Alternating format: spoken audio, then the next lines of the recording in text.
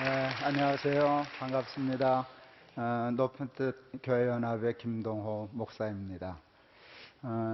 여기도 우리 크리스찬들이 꽤 있으시리라고 생각하는데, 크리스찬들에게는 어떤 확신 같은 게 있어요. 하나님은 공평하실 것이다 하는 것입니다. 여러분 생각에도 하나님은 공평하시다고 생각이 드시나요? 저는 목사인데 아니라는 확신을 가지고 있습니다. 증거도 있습니다. 저한테는 손녀딸이 있어요. 아들 셋만 기르다가 손녀딸을 낳았는데 얼마나 예쁜지 모르겠어요. 여러분 보긴 그래도 저는 되게 이쁜 애입니다.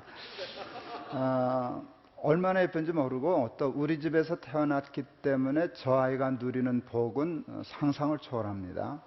근데 우리가 잘 화면에서 보는 아프리카에 태어난 아이들이 있어요. 우리 손녀딸과 같은 또래 아이들이 있는데 저 아이들은 태어나서 5년을 살기가 너무너무 힘듭니다. 1년 안에 죽는 아이들도 많습니다. 저 두 아이를 보고도 여러분은 하나님이 공평하시다는 생각이 드십니까? 저는 들지 않습니다. 어떤 사람은 내 손녀딸로, 어떤 사람은 아프리카의 손녀딸로, 어떤 사람은 부잣집 딸로, 어떤 집은 가난한 사람의 딸로 이렇게 불공평하게 태어나고 그게 세상입니다. 근데 저는 이 불공평에 대한 하나님의 의도가 있으실 거라고 생각했어요. 내가 하나님을 믿으니까 이해는 안 되지만 뭔가 이유가 있겠지라고 생각했어요. 그래서 불공평에 대한 하나님의 의도를 찾기 시작했습니다. 그 의도가 있는 걸 깨달았어요. 흐름입니다. 흐름을 위하여 하나님은 어쩌면 우리 눈에 보이기에 불공평한 세상을 만드셨구나 하는 생각을 했습니다. 편편하면 흐름이 생기질 않으니까. 그런데 왜 흐름이 중요한가 하면 흐름이 생명이기 때문입니다. 여러분, 물이 고여있지 않고 흐르지 않고 고여있으면 썩죠. 공기도 그렇죠. 여러분, 피도 잘 흘러야죠. 피를 잘 흐르게 하기 위해서 우리는 얼마나 노력하는지 모릅니다. 피가 흐르지 않으면 죽죠. 돈도 흘러야죠. 돈을 잘 흐르게 하는 걸 경제라 그러지 않겠습니까? 경제가 좋다, 돈이 잘 흐른다는 뜻입니다. 그런데 이 흐름을 위해서는 고저 장단 강약이 있어야 됩니다.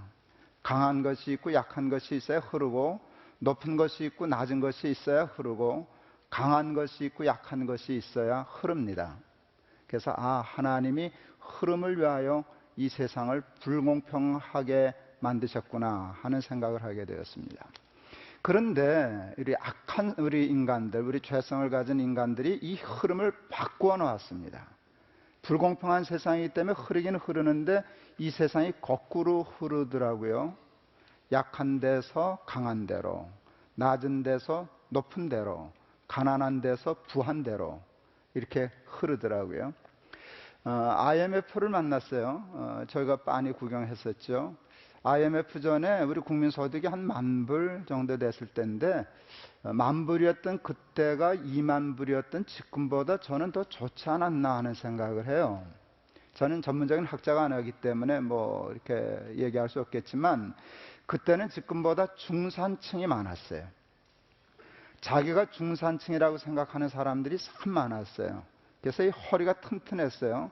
그걸 보고 참 우리나라 괜찮아지는가 보다 하는 생각을 했는데 IMF를 만나니까 허리가 쑥 없어지더라고요. 가난한 사람과 부한 사람으로 딱 양분화되기 시작했어요. 그리고 돈이 밑에서 위로 흐르기 시작했어요. 그때 IMF 때 우리 은행 금리가 18%, 20% 막 그렇게 올랐어요. 그랬더니 가난하여 은행 돈을 쓰는 사람은 20% 이자를 물어야 하니까 가난해지기 시작했고, 돈 많은 부자들은 이자를 많이 받게 되니까 IMF 때문에 앉아서 더 부자가 되더라고요. 그래서 돈이 위에서 아래로 흐르는 것이 아니라 밑에서 위로 흐르는 것을 이렇게 보게 되었어요. 이것이 죽음의 흐름이구나 하는 것을 알게 되었어요. 로마서 15장 1절에 보면 제가 참 좋아하는 말씀이 있는데, 우리 강한 자가, 믿음이 강한 우리가 마땅히라는 말도 참 중요하죠. 마땅히 연약한 자의 약점을 담당하고, 이렇게 성경이 시작이 됩니다. 이게 바로 강한 사람과 약한 사람이 있는데 세상에 불공평한데 마땅히 강한 사람이 약한 사람을 섬겨야 한다. 강함에서 약함으로 흘러야 한다 하는 것입니다. 그렇게 되면 좋은 세상이 될 거다라는 것입니다. 저는 이 모임의 주제가 너무 좋아요. 세상을 바꾸는 15분. 15분은 좀 골치 아파요. 난 15분 설교를 해본 일이 없어가지고 참 어렵지만 그래도 세상을 바꾸는 15분. 세상을 바꾼다는 말은 참 매력적이에요. 여러분들 세상을 바꾸자는 말에 관심이 있어서 여기 오시지 않으셨을까요? 지금 이 세상은 마음에 안 들어. 다른 세상을 만들어야 해. 근데 여러분 바꾸어야 할 세상은 어떤 세상입니까? 여러분 바꾸어야 할 세상에 대한 얘기가 성경에 있어요. 그걸 천국이라 그래요. 하나님 나라. 예수 믿는 사람들은 하나님 나라 얘기를 하는데 하나님 나라가 우리가 바꾸어야 할 세상의 모델이에요. 그런데 성경은 우리가 바꾸어야 할 나라인 하나님 나라, 또 천국을 어떻게 설명하는가 할 때요. 대표적인 설명이 이사야 11장이에요. 이사야 11장 말씀 우리가 잘 알죠. 11장 6절에 보면 그때 이리가 어린 양과 함께 뒹굴고, 사자 얘기도 나오고 곰 얘기도 나오고 그런 거 아시죠? 독사의 굴에 손을 넣어도 해함이 없는 그런 아름다운 시적인 표현이 있는데 그것이 하나님 나라라는 것이에요. 강과 약이 서로 친하게 엉켜서 뒹구는 세상을 언제나 성경은 하나님 나라라고 그랬어요. 요즘 제가 아주 아이들 말로 꽂혀있는 이렇게 말씀 하나가 있어요. 마태복음 20장에 포도원 주인의 비유예요. 예수님께서 어느 날 사람들에게 포도원 주인 이야기를 해주기 시작하셨어요. 그 비유를 하신 목적이 뭔가 하면 하나님 나라를 우리에게 설명해 주시기 위해서예요. 그래서 그 말씀은 이렇게 시작돼요. 천국은 마치 이와 같으니라. 천국, 우리가 바꾸어야 할 세상, 바꾸고 싶어하는 아름다운 유토피아, 천국을 예수님이 설명하시기 시작하셨어요. 그런데 이야기를 시작하셨어요. 포도원 주인이 있는데 이른 새벽에 장터에 나가서 인력시장에서 일자리를 구하러 나온 사람을 보더니 한 데나리온 줄 테니까 우리 포도원에서 일할래? 약속하고 들여보냈어. 이렇게 시작됩니다. 그런데 이 포도원 주인은 9시에도 장터에 나가서 그렇게 했고 12시에도 나가서 그렇게 했고 오후 3시에도 나가서 사람이 보이니까 또 들여보냈고, 말도 안 되는 소리인데요.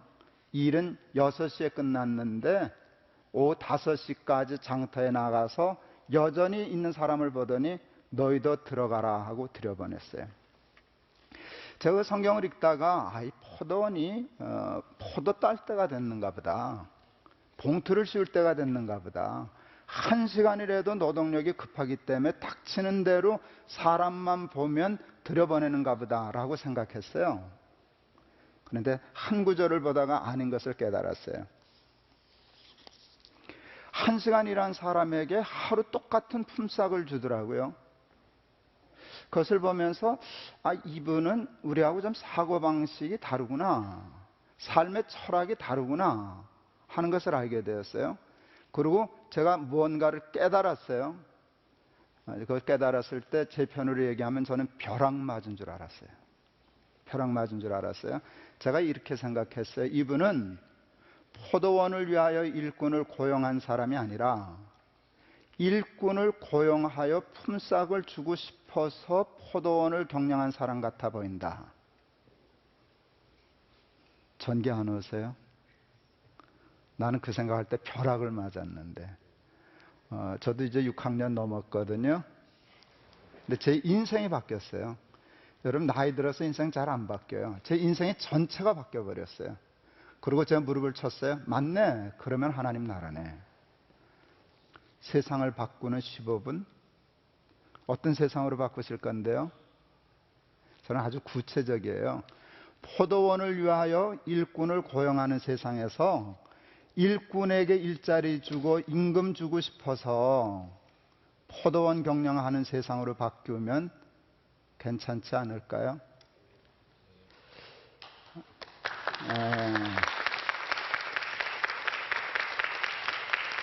오후 5시 장터를 생각했어요. 이게 게오르기의 25시더라고요. 절망적인 시간이에요. 여러분 상식적으로 오후 5시 장터에 일꾼 없어야 돼요.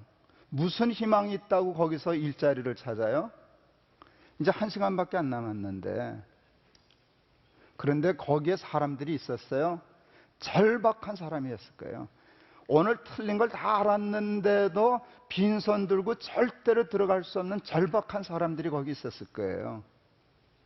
근데 그 사람들이 있을까 봐 눈에 밟혀서 오후 5시 장터를 찾아 나서는 사람, 포도원 주인, 그 사람이 있으면 세상이 바뀔 것 같아요.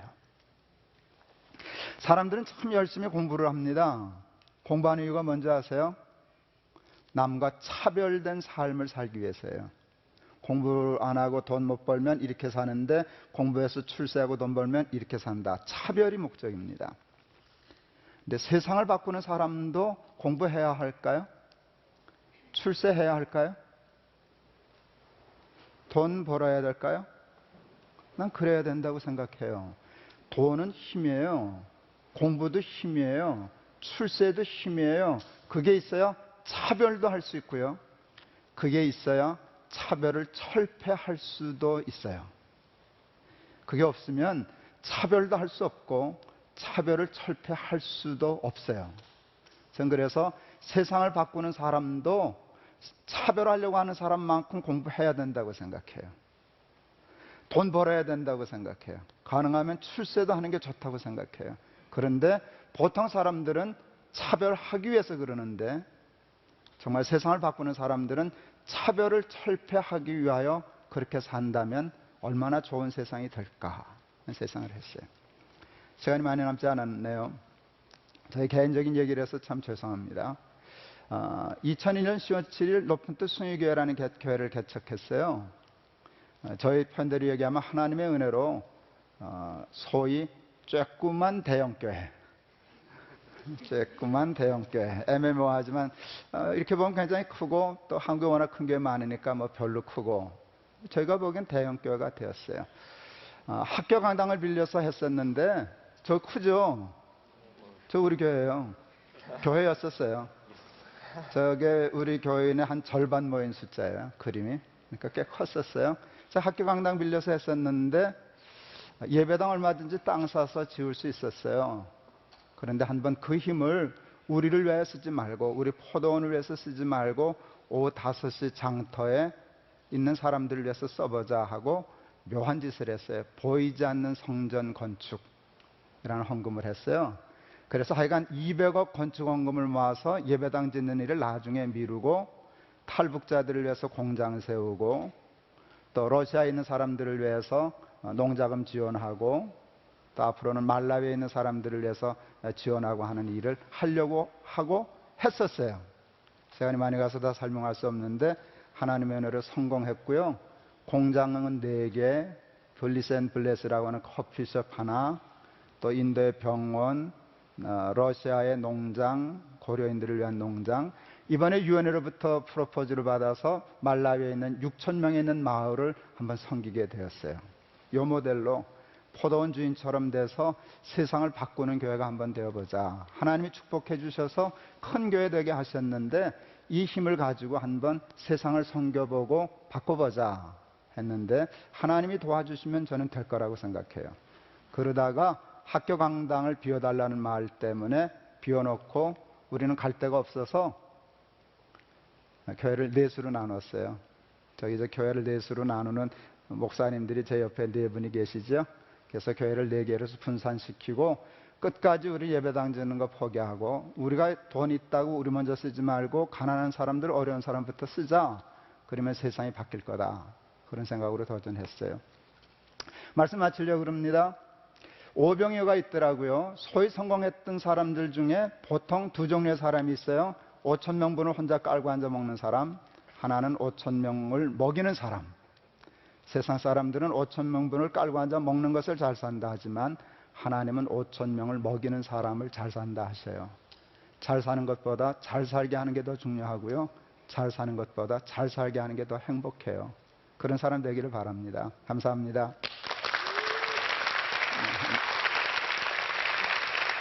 네.